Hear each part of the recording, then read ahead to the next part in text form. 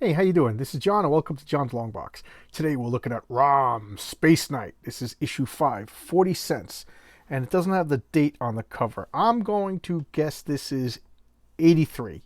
Okay, that's my guess, and I'm probably wrong. But special appearance by Doctor Strange, the house that haunted Space Nights. Now, I picked this for two reasons. First, I really like the Rom series. It's just, I don't know what happened, but I keep talking about a box of comics just disappeared on me. One of the comics that disappeared was Rom. I don't know what happened to it. I don't know who took it. I don't know if I misplaced it or whatever. So I bought about 15 years ago on eBay. I bought a full run. And as you can see, it was dirt cheap. So I don't mind that it's kind of beat up. So, I mean, it was probably in better condition than mine that I bought off the rack, because back then I used to beat the crap out of comics, bringing them to school and lending them to friends and stuff like that. But anyway, I showcased Rom number 1 a while ago, and now I thought it would be a good time to revisit Rom. This is just the kid in me. And I picked this for two reasons. Again, because I really like the comic Rom, and two, because it's a continuation of one of the early Steve Ditko Doctor Stranges. I don't have that particular comic. Oh, no, I do have that. What am I talking about? I have that Doctor Strange. I should have showcased that one first. Oh, well, I'm stupid. I'll showcase that one later on.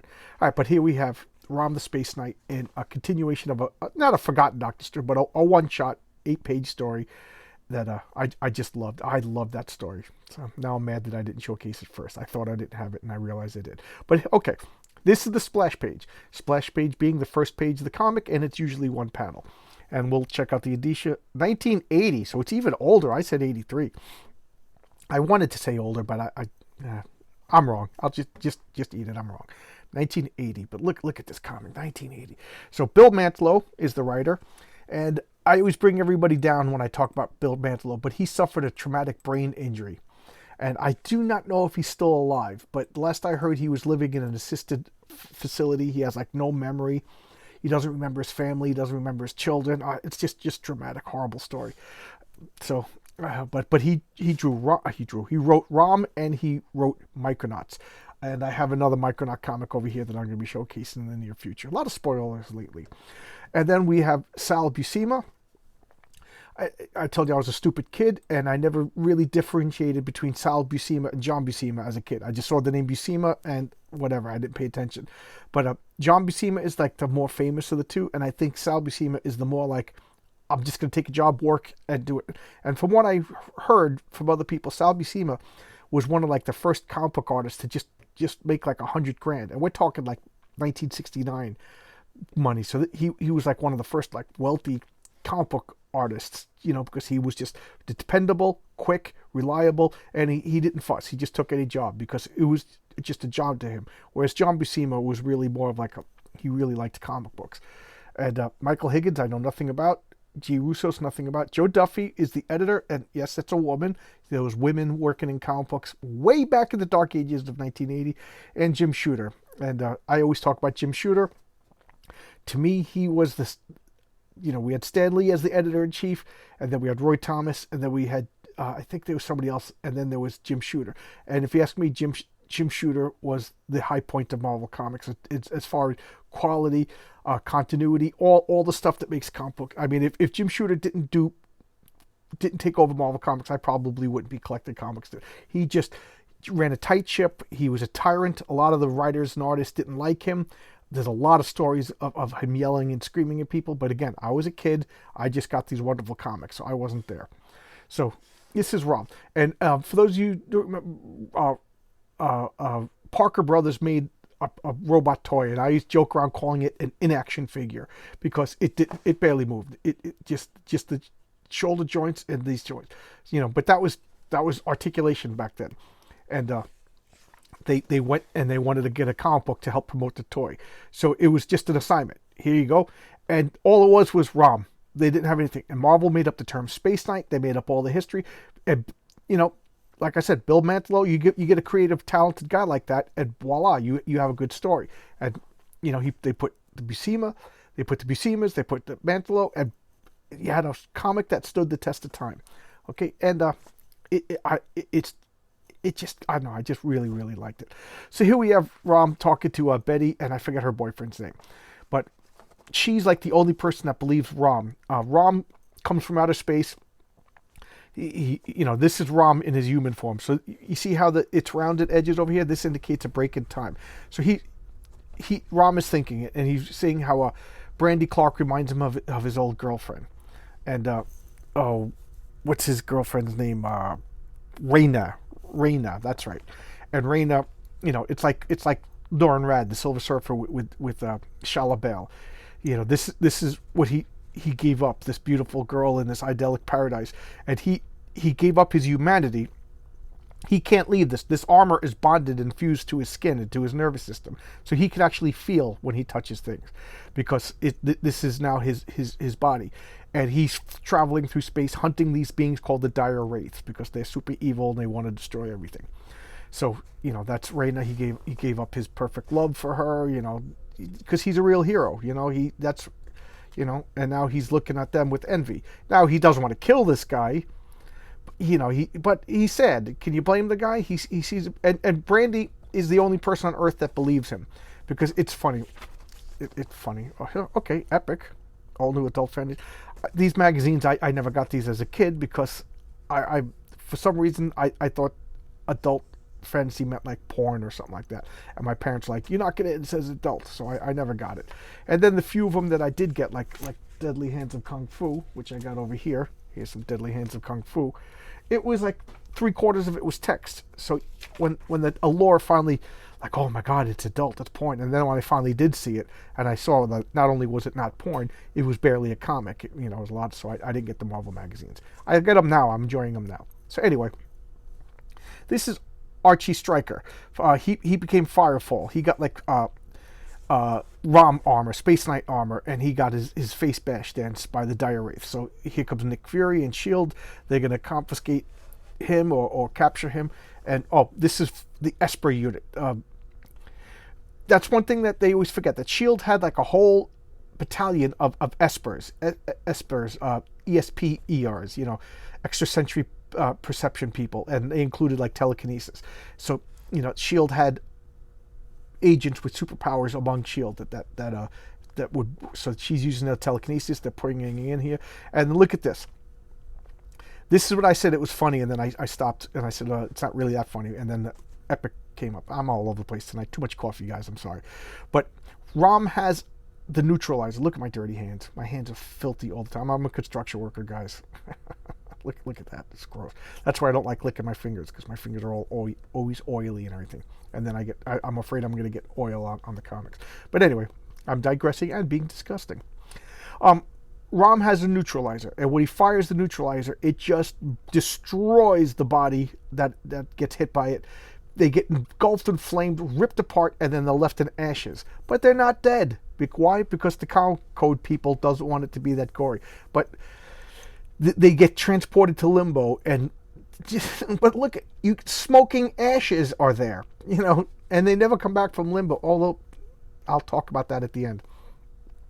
So every human on Earth with a brain thinks that Rom is just going around murdering people, because the Dire Wraiths take on human form, and then Rom comes out and blasts them away to hell, or to limbo rather, and then leaves smoking remains. So S.H.I.E.L.D. is after him, the police are after him, the army are after him, and then this guy's coming after him. But we find out he's a Dire Wraith, and these are specially genetically created Dire Wraiths called Hellhounds, and we'll see that later. And here's some more ads. Here's some more ads, and so they're gonna sniff out Rom's tail and find him. And Rom's like, oh no, they called Hellhounds of the Black Nebula, telekinetic trackers bred by the Dire Wraith. There's no hiding from them. He's like, we got to get out of here. We got to get out of here. He's more scared for the humans than he is for himself. Although, they're trouble. So he grabs them and he rockets away. And look at the Dire. Rom, with the two humans. And they think that these are actually Dire Wraiths. But that guy is a human. So bring them. So they're pulling out these special super science guns that hurt. And I forget what the name, but it's not adamantium, but it's some sort of like Galdorite or something like that. He comes from the planet Galdor. So this is like some magic adamantium type metal. But these blasters can hurt him. And they go, vreet, vreet, varao. So that means business. So like there's regular humans and there's Dire Wraiths mixed in here. So Dire Wraiths, keep that in mind. They even infiltrated S.H.I.E.L.D. So that's how bad they are. This guy's like, what's he saying? No, That's exactly what we warned me about, Rom. He was right. I've been used, tricked by beings from outer space. Turned into a metal monster by the dire wraith. That's right. He fought Rom, and Rom beat the crap out of him. Because he's inexperienced. Oh, wow. Star Trek the motion picture action figures. I remember these. I wanted these so bad. I was the only person who saw Star Trek the motion picture in the movie theater and liked it. Everybody I know hates that movie, but to me that was... The Star Trek the motion picture was an episode of the original Star Trek turned into a movie. I didn't like that the costume changed because, I'm a prickly pear and I don't like change. But I like the first movie. And then, everybody likes The Wrath of Khan, myself included. But I liked it. And here's another forgotten movie, The Black Hole. This was a Disney movie. Disney went through this weird period where they did like the Black Cauldron and the Black Hole, like scary. Like I think they wanted to move away from Disney. I forget who the CEO was, but it failed miserably. They fired him, and then they went back to regular Disney stuff. But I loved The Black Hole, and my friend Sean and my friend Carl and I think we went for somebody's birthday. We went to go see this movie, and I was riveted. I sat there. Oh my God! I didn't move. I didn't talk. I watched. I was a little kid. I was in 1980. Geez, little kid. So I just loved it. But the movie didn't know, this is not a movie review channel, I just realized, but I'm already rambling. This is quick. But it had like the cute little R2-D2 type robot. This was Vincent, and he would fly around and make little jokes. And then they had Slim Pickens doing the voice of old Bob, another robot that was like, hey, golly, gee. And then they had Maximilian, which had claws, and it spun the claws around and ripped the guy's heart out. Oh my God, so... The tone was all over the place, and I don't think the movie did too well. But I recommend this movie. I rented it on DVD. Shows you that was probably about 8 or 9 years ago, and I thought it had some hokey stuff, but it had some really scary stuff. I don't know if like little kids would handle this, but I was a weird kid. Me and my friends were weird, so I liked it. Black Hole by Disney. Maybe you're not gonna like it, but it was excellent. All right, so here. The dire wraiths that have infiltrated the human authorities are on Rom's case, and they're flying away. And she's like, why is Rom acting weird to me? Why is Rom acting weird to me? And because he's still a human being inside here, and he has feelings for Brandy, but what's he going to do? He still has a wife or a girlfriend back home, and she has a boyfriend over here, and he's a good guy, So, what is he going to do? You feel for him. And I haven't mentioned this a while. I used to mention it in every video, but Rom is a Pinocchio.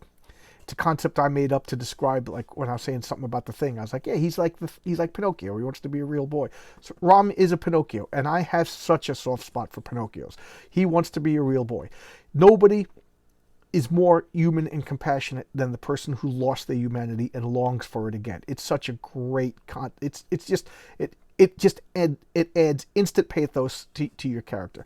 I mean, look at Hellboy. Even though Hellboy was never human, he qualifies for that. But Rom, Benjamin Grimm, The Thing, these are people who lost their humanity. If you ever saw Atomic Robo, he's another. He was never human, but he wants to be human. It just, I just love that trope, the Pinocchio. So here we go. They find in this house, and they go into this house. They land, and they're gonna go hide. And they open the door, and it's all creepy deepy. Freaky deaky. And you see these little color things? They are... Okay, you see how you could see it from the top of the comic? I don't want to close it because then I'll lose my page. But that's... When back then in the newsstand, all the comics with this blue would be returned in the same month. So when all you needed to do was like, look, okay, April. And April is blue. So when April came, all the comics with the blue, that's when you got returned for the credit. That's what that means. They stopped doing that when the direct market became the main thing. So here they are in the house. He's lighting candles, Rom's whatever, feeling a little blue, and they all go to sleep. So even Rom, he has a human brain in there, so he's sleeping. While he's sleeping, he's seeing old Doctor Strange. So look at this. Whenever the gutter borders are messed up, that usually not only is this a break in time, but this is a break in consciousness, so he's sleeping. And that's old Doctor Strange. Doctor Strange originally had the blue cloak, and he had the amulet of Agamotto, not the eye of Agamotto. And it's retelling Doctor Strange's story when Doctor Strange first came into this haunted house. And here's this Gum fightings. I don't know why it's so irrational, but this ad drives me crazy. Like, I can't stand it. I don't even like looking at it. I goofed on it a few times, but I don't know why. It's a flaw in me. It's a flaw in me. I'm wrong. There's something wrong with my brain. So here, Rom, he wakes up. He's like, there's something with this house. It fought Doctor Strange. And Doctor Strange had to do a spell to like exorcise the house. It was a haunted house, but the entire house was the entity. So Rom's like, look, everything's going around, and look, the walls are coming out. They're going to grab them. And there's something about the mists. It keeps lighting these candles, and it puts everybody, oh, I love this. I love this. I said millions and million times that I never got into Conan comics. I don't know why I never got into Conan. Within the past 5 years, I got into Conan. But I had this comic, and I love this comic, so I don't know why I didn't read Conan, but I had this particular comic. I still have it. And then we got another ad for a subscription. So he's taking out his blaster, and he's just shooting. And Blaster Rudy, rah, the wall's screaming, and the hands are fading back into the wall. They throw his tables at him, and the people are floating, and they're being captured. Notice that they're not awake because they don't have the same filters. Like, remember, Rom can fly through space and stuff like that, so his armor has filtration devices. So he's once he realized he was being duped by the fumes, he was able to filter them out. And now Rom's just smashing everything, and we got some ads over here. We got some grit over here. And he's grabbing them and shaking them and waking them up. And this, I always remembered this. They did it in that Doctor Strange comic. The walls developed these eyes and argued with Doctor Strange and like threatened him. It was really cool. So now he's taking out the translator, so now we can talk. And you have exposed me, Metal Man. Such a thing has not happened since the coming of he who banished me from Earth. And he's talking about how Doctor Strange banished him. He who called himself Doctor Strange. Return to the shadow world of which you came. Back in Strange Tales 120. So I got to break that up. And Doctor Strange battled with this guy, and now he's like, I've come back to Earth, and you're not going to stop me, and I shoot fire from the fireplace at you. I just love the concept of not only is the house haunted, but the whole house is a sentient being. So what does Rom do? Takes out this blaster and just starts blasting the hell out of it. Blaster Rudy and Spider-Woman and the Thing. And Marvel 2-in-1. And all right, Human Torch, I like you. You use Twinkies. All right, Human Torch. And who's he fighting? A hot time in the old town. Good job. Good job. Using Twinkies. Matter of fact, I had a Twinkie today. One of my rules that I demand from my wife is that there will always be Twinkies. No, I'm just joking. She just bought me Twinkies because she's nice. So he blesses the house. He gets them out. And then what does he do? The house is like, take pity on me, take pity. And then he just banishes the house to limbo. And they always draw this ring. And this is just like I guess they don't want to make Rom look like bad guys. Like, he doesn't kill you. He just blasts you with this high, powerful beam that screams, destroys your body, reduces you to ash. Nobody ever sees you again. But you're not dead. You just went to limbo. Yeah. But then why is there always smoldering ash? But that's what he did. So this thing has been banished to limbo. And here we got the space notes, and I like looking at the names. What do we got here? We got Matt Levine, Bill Mantlo, Todd Benedict, and we got the Revolutionary War. Did anybody ever get this? If anybody ever got this, let me know how it worked out. And then we got the back. This is Selling Seeds. I keep thinking that's the grit ad. So, like I said, Rom doesn't kill you. He just blasts your body. You get ripped up. Your body gets ripped apart, burst into flame, reduced to ash, and you're screaming in pain, but you go to limbo. Instead of heaven, hell, or whatever. So you're not dead. You just get banished to limbo. But for all intents and purposes, you die screaming and your body gets smoldering ash. So everybody's terrified of Rom, and for good reason, But she's the only one that believes him. Now her boyfriend starting to believe. So he's starting to develop allies. So here's the funny thing. I don't know if it was Bill Mantlo, but later on in the series, Rom lasted like 60 issues or so. And all those beings in limbo. Did you ever see that movie, My Blue Heaven, with Steve Martin? When he's a mob, Steve Martin's in the mob, and he testifies against the mob, so they put him in the witness protection program. And they all go to the same town in Arizona, and he's meeting all these mobsters that he thought was dead. And he's like, wow, we got enough guys here, we should start a gang. And then they start a crime wave in Arizona. That's what happens in limbo. All of these dire wraiths, they form an army in limbo, and they're trying to break out. Remember, the some of the dire wraiths, the female dire wraiths, are powerful sorceresses. So they use their powers to like bust out and come. It's, you know, it was just kind of brilliant. It went from like, we're gonna just make this little hokey thing so that Rom's not a murderer. He's actually just banishing people to limbo, and then, you know, and nobody ever did anything with it. They just left it around until later on, and now that became like a plot device of like how he kind of messed up. You know, I thought that was cool. But there you go. Now I'm rambling. Okay, so this is Rom the Space Night. Parker Brothers owns the name Rom, and they own the character. But Marvel owns the Space Knight. So now whenever they refer to Rom, they just call him the Space Knight. And like Marvel owns the Galadorians, the Galadorite, you know, the Dire Wraiths. They own everything except the image of Rom and the name of Rom. So they kind of talk about it without saying Rom anymore. So, you know, the Space Knight, he has two sons that I forget their names, but they had a series called the Space Knights, and it was, you know, Rom's two children's stories. So they made an attempt to bring it back a few times, and then IDW brought back Rom, but they couldn't use the Space Knight, they couldn't use the Galadorian and stuff like that. So they kind of made it its own thing, and I don't know, that didn't last too long. I got like the first 10 issues or so, and I honestly don't remember a thing about it. So there you go. That's me rambling. I'm gonna keep talking forever, so I'll stop now. But thank you so much.